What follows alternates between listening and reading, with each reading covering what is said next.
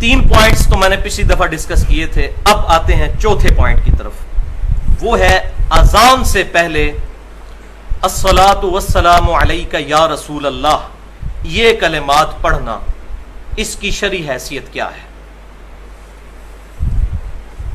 اور اب تو بعض لوگوں نے اقامت کے ساتھ بھی یہ کلمات شروع کر دی ہیں، خصوصاً ہمارے جو دعوت اسلامی والے بھائی ہیں انہوں نے پچھلے 5-7 سالوں میں ایک یہ اور نیا کام ایڈ کیا ہے کہ اقامت سے پہلے بھی الصلاۃ والسلام علیک یا رسول اللہ پڑھنا شروع کر دیا ہے. اب اس میں پہلی اصولی بات سمجھ لیجئے کہ جہاں تک اس صیغے کا تعلق ہے نا، الصلاۃ والسلام علیک یا رسول اللہ، اس صیغے سے ہمیں کوئی اختلاف نہیں. یہ صحیح احادیث سے ثابت ہے، کم از کم 3 کتابوں میں، اور میرا ریسرچ پیپر بھی چھپ چکا ہے، رسول اللہ کی آخری وصیتیں صلی اللہ علیہ وسلم، اور اس پر میں نے 12 ربیع الاول پہ ایک لیکچر بھی دیا تھا، ولادت مصطفیٰ صلی اللہ علیہ وسلم اور رسول اللہ کی آخری وصیتیں، 2 گھنٹے کا، جو اہل سنت پاک.com پر رکھا ہوا ہے. ریسرچ پیپر نمبر 1 ہے، اس میں نے اس کا حوالہ ریٹن میں بھی دیا ہے کہ سنن الکبریٰ البیہقی میں صحیح سند کے ساتھ، اسی طریقے سے الموطا امام مالک میں صحیح سند کے ساتھ، اور المصنف ابن ابی شیبہ میں صحیح سند کے ساتھ یہ اثر موجود ہے. انٹرنیشنل نمبرنگ کے مطابق المصنف ابن ابی شیبہ میں 11793 نمبر روایت ہے کہ سیدنا عبداللہ بن عمر رضی اللہ تعالی عنہما جب کبھی بھی قبر رسول پر حاضر ہوتے تو پڑھتے السلام علیک یا رسول اللہ. پھر سیدنا ابوبکر کی قبر کے سامنے آ کر پڑھتے السلام علیک یا ابا بکر. پھر سیدنا عمر کے سامنے آ کر، ان کی قبر کے سامنے آ کر پڑھتے السلام علیک یا اباتا، اے میرے باپ آپ پر سلامتی ہو. یہی وجہ ہے کہ سعودی عرب سے بھی جو مفتی اعظم سعودی عرب کی کتاب چھپی ہے مسجد نبوی میں حاضری کا طریقہ، شیخ عبداللہ بن باز رحمہ اللہ کی، انہوں نے بھی یہ روایت لکھی ہے اور انہوں نے یہی طریقہ لکھا ہے قبر رسول پر حاضری کا. اور الحمدللہ اس میں کوئی اختلاف نہیں ہے. پاکستان میں بھی جو پہلے کچھ اہل حدیث علماء کی طرف سے غلط قسم کی ریزسٹنس سامنے آئی تھی، لیکن اب الحمدللہ اہل سنت میں سے بریلوی اور دیوبندی تو پہلے ہی قائل تھے. یہ تیسرا مکتبہ فکر جو ہے اہل حدیث، ان کی بھی جو اشاعت کا سب سے بڑا ادارہ ہے دارالسلام، پوری دنیا میں سب سے زیادہ کتابیں وہی چھاپ رہے ہیں، انہوں نے بھی جو درود شریف کا کارڈ چھاپا ہے اس میں یہ صیغہ لکھ دیا ہے کہ یہ ثابت ہے، لیکن قبر رسول پر جا کر یہاں سے پڑھنا یہ ثابت کوئی نہیں ہے. یہ قبر رسول کے لیے صحابہ اکرام علیہم رضوان صلی اللہ علیہ وآلہ وسلم قبر رسول صلی اللہ علیہ وسلم پر جا کر یہ درود شریف پڑھا کرتے تھے، لہٰذا یہ اس کے لیے مخصوص ہے. اگر اس کے علاوہ کہیں پڑھنا ثابت ہے تو ہمیں روایت پیش کی جائے، ہم ایکسپٹ کر لیں گے. اس کو آپ اس طرح سمجھ لیجئے، کیا ٹوائلٹ میں جاتے وقت مسجد میں جانے کی دعا پڑھی جا سکتی ہے؟ نہیں. اسی طریقے سے مسجد میں جاتے وقت ٹوائلٹ والی دعا نہیں پڑھی جائے گی. یہ درود شریف پرٹیکولر قبر رسول صلی اللہ علیہ وسلم کے لیے ہے، سیدنا ابن عمر رضی اللہ تعالی عنہما کا اثر. اس کے علاوہ کہیں ثابت ہے تو بتائیں. ہمیں یا رسول اللہ سے کوئی چڑ نہیں ہے، نہ یا نبی اللہ کے ساتھ. ہم ہر نماز میں یا رسول اللہ کہتے ہیں. السلام علیکہ ایھا النبی ورحمۃ اللہ وبرکاتہ، اے نبی آپ پر سلام ہو، رحمتیں ہوں، برکتیں ہوں.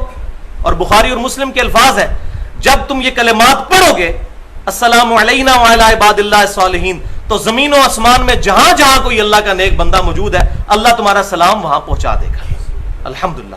جب ہم نماز میں پڑھتے ہیں تو یہ کوئی سٹوری نہیں پڑھ رہے ہوتے، جیسے بعض دیوبند اور اہل حدیث حضرات نے بریلویوں کو خاموش کروانے کے لیے یہ ایک جھوٹی بات لے کر چلے کہ جی یہ شب معراج کی گفتگو ہے. بھائی کس کتاب میں لکھا ہے شب معراج کی گفتگو ہے؟ یہ بخاری اور مسلم میں ہے کہ یہ آپ صلی اللہ علیہ وسلم تشہد کا سلام اس طرح تعلیم فرماتے تھے جیسے قرآن کی آیات، اور یہ ہم انٹینشنلی انشائیہ پڑھ رہے ہوتے ہیں السلام علیکم ایھا النبی، اے نبی آپ پر سلام ہو. ہاں اس کے پیچھے اگر کسی کا فاسد عقیدہ ہے کہ رسول اللہ خود سن رہے ہیں یا وہ یہاں پر موجود ہیں، وہ عقیدے کو آپ غلط کہہ سکتے ہیں، اس پڑھنے کو. اور اس میں یہی عقیدہ ہے کہ رسول اللہ تک ہمارا سلام اللہ تعالیٰ پہنچا رہا ہے. ورنہ تو یہ بدبختی ہے نماز میں اگر اس کو سٹوری کے طور پہ پڑھنا ہے، پھر تو پوری نماز ہی بھی سٹوری بن جائے گی. تو یہ سٹوری نہیں ہے، یہ انشائیہ ہے الحمدللہ، کیونکہ بخاری اور مسلم میں ساتھ ہی موجود ہے کہ اللہ سلام پہنچا دے گا. لہذا اسی کی ڈیٹیل میں نے مسئلہ حاضر و ناظر جو ہے اس کے غلط اور صحیح پہلو مسئلہ نمبر 7 کے نام سے اہل سنت پاک.com پر 25 منٹ کی گفتگو رکھی ہوئی ہے، اس میں میں نے ڈیٹیل کے ساتھ اس ٹاپک کو ایڈریس کیا، آج مال نہیں۔ عام حالت میں ہم کون سا درود شریف پڑھیں؟ تو بھائیو صحیح بخاری اور مسلم کی متفقن علیہ حدیث ہے کہ جب یہ آیت درود نازل ہوئی، سورۃ الاحزاب کی آیت نمبر 56، بسم اللہ الرحمن الرحیم، ان اللہ وملائکتہ یصلون علی النبی یا ایھا الذین آمنوا صلوا علیہ وسلموا تسلیما اللہم صل علی محمد وعلی آل محمد کما صلیت علی ابراہیم وعلی آل ابراہیم انک حمید مجید اللہم بارک علی محمد وعلی آل محمد کما بارکت علی ابراہیم وعلی آل ابراہیم انک حمید مجید۔ تو بخاری اور مسلم کے الفاظ ہیں کہ اس آیت کے جواب میں آپ صلی اللہ علیہ وسلم نے نماز والا درود ابراہیمی جو میں نے اب پڑھا یہ تعلیم فرمایا، اور حدیث شروع اس سے ہوتی ہے کہ اے اللہ کے رسول صلی اللہ علیہ وسلم، آپ نے ہمیں سلام کا طریقہ تو سکھا دیا ہے، السلام علیکم ایھا النبی ورحمۃ اللہ وبرکاتہ، ہمیں درود شریف بھی ذرا سکھا دیجئے۔ تو پھر آپ صلی اللہ علیہ وسلم نے اس درود شریف کو سکھایا۔ لہذا اس درود شریف سے اگر کسی کو چڑ ہے نا تو اس کو معاذ اللہ نبی صلی اللہ علیہ وسلم سے چڑ ہے، اور کوئی کہتا ہے یہ درود میں سلام کوئی نہیں جی یہ ناقص ہے، تو یہ بات نبی صلی اللہ علیہ وسلم کو نہیں پتا تھی کہ یہ ناقص ہے؟ آپ نے کیوں نہیں فرما دیا؟ تو نماز کے اندر یہ پرفیکٹ ہے اس اعتبار سے بھی کہ سلام بھی آ جاتا ہے اور درود شریف بھی۔ باقی نماز کے علاوہ بھی یہ درود شریف پڑھنا چاہیے، اس کی وجہ یہ ہے کہ درود و سلام جو ہے یہ ایکویلنٹ ورڈ کے طور پر بھی استعمال ہوتے ہیں، لیکن جہاں جہاں ثابت ہے، جو جو صیغہ ثابت ہے الحمدللہ وہ ہم پڑھنے کے قائل ہیں۔ تو اذان کے بعد درود شریف پڑھنا ثابت ہے، صحیح مسلم میں حدیث میں بتا چکا کہ جو اذان کا جواب دے اس کے بعد درود شریف پڑھے، اس کے بعد الوسیلہ والی دعا مانگے تو نبی صلی اللہ علیہ وسلم کی شفاعت اس کے لیے حلال ہو جائے گی۔ لیکن اذان کے بعد درود شریف کون سا پڑھنا ہے؟ جو آپ صلی اللہ علیہ وسلم نے تعلیم فرمایا، اور اس کو اذان کے ساتھ اٹیچ نہیں کرنا، اذان سے الگ۔ اذان دے دی اس کے بعد دعا مانگے، درود شریف پڑھیں، یہ سارے کام کریں، لیکن اذان کے ساتھ اس کو اٹیچ کرنا ثابت نہیں۔ تو درود شریف اذان کے بعد ثابت ہے، پہلے نہیں۔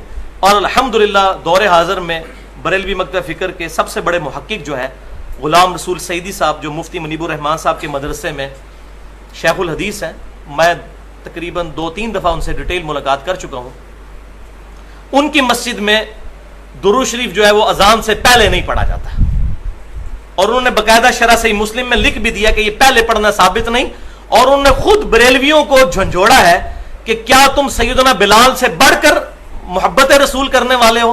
پہلے ان سے تو ثابت کرو کہ انہوں نے اذان کے شروع میں اٹیچ کیا ہو۔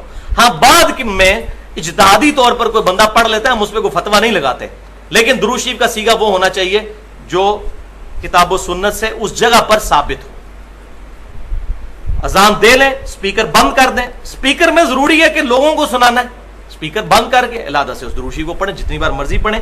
اور میری الحمدللہ پوری 70 منٹ کی گفتگو ہے درود شریف کے صحیح احکام اور مسائل اور فضائل، اس پر ڈیٹیل کے ساتھ الحمدللہ درود شریف پر اہل سنت پاک.com پر اپلوڈ ہے۔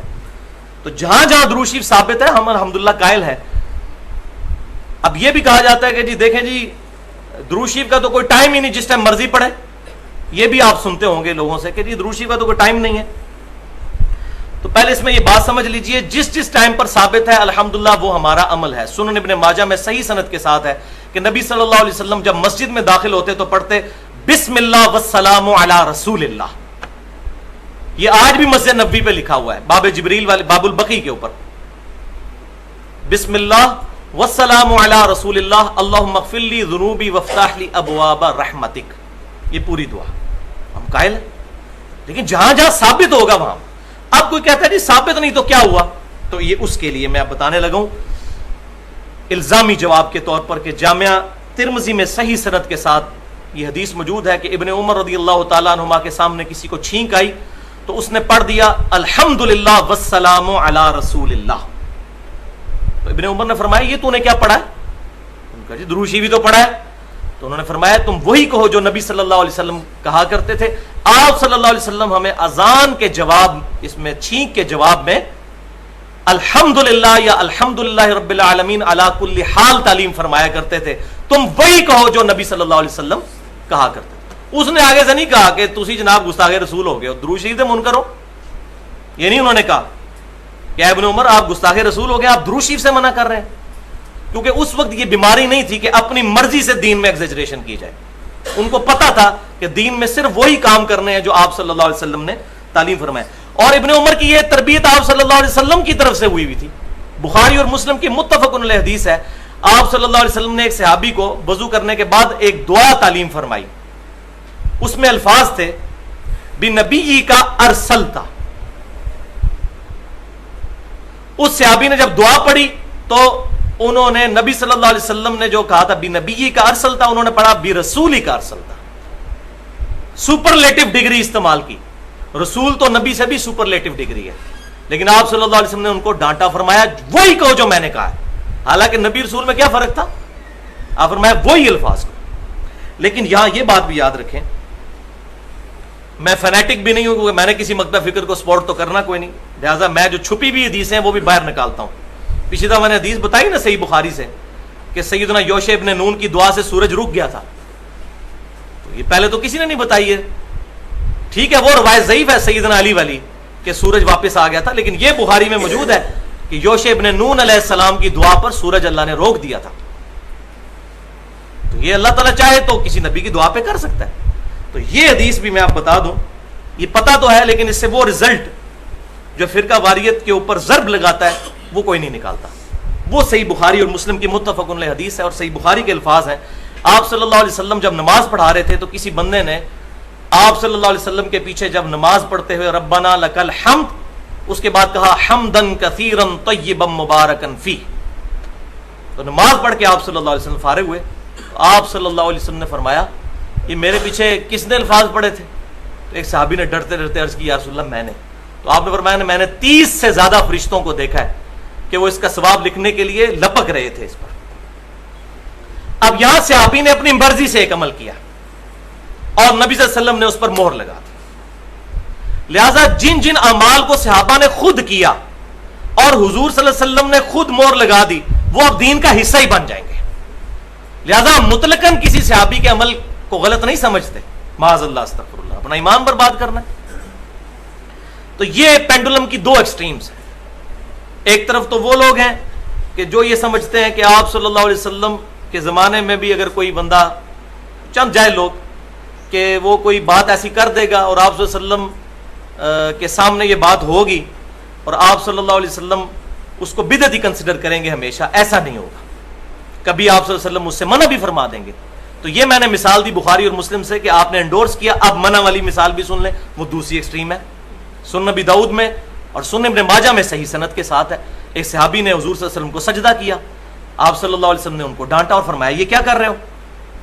تو انہوں نے کہا کہ میں عراق میں کوفہ نامی جو شہر ہے اس کے پاس ہیرا ایک مقام, اس نجد میں وہاں گیا تھا, وہاں کے حکمران کو لوگ سجدہ کرتے ہیں تو میں نے اس پر اجتہاداً یہ مسئلہ ظاہر ہے انہوں نے اخذ کیا کہ میں آپ کو سجدہ کروں, آپ زیادہ لائق ہیں اس چیز کے. تو آپ صلی اللہ علیہ وسلم نے فرمایا اگر میں سجدہ جائز سمجھتا تو بیویوں کو کہتا کہ اپنے خامدوں کو سجدہ کریں اس حق کے سبب جو اللہ نے ان کو دیا.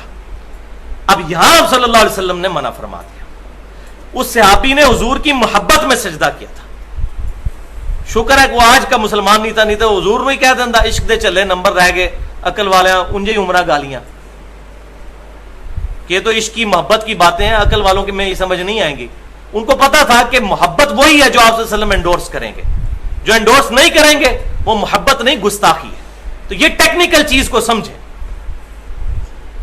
کتاب و سنت کے منہج پر چلنے والے لوگ اکثر جو علماء ہیں ان بچاروں کو تمیز ہی نہیں کہ بات کنوے کس طرح کرنی ہے. ایسے الٹے طریقے سے بات کرتے ہیں کہ بات ماننی بھی ہوگی, جو کہتا ہے جاؤ دفاع ہو گستاخ رسول. اب اس طریقے سے بات کو اگر آپ بتائیں گے کہ ہم یہ دیکھیں مثال, اب آپ خود بتائیے کہ آپ صلی اللہ علیہ وسلم نے کیوں منع فرمایا؟ محبت میں اجازت دینی چاہیے تھی.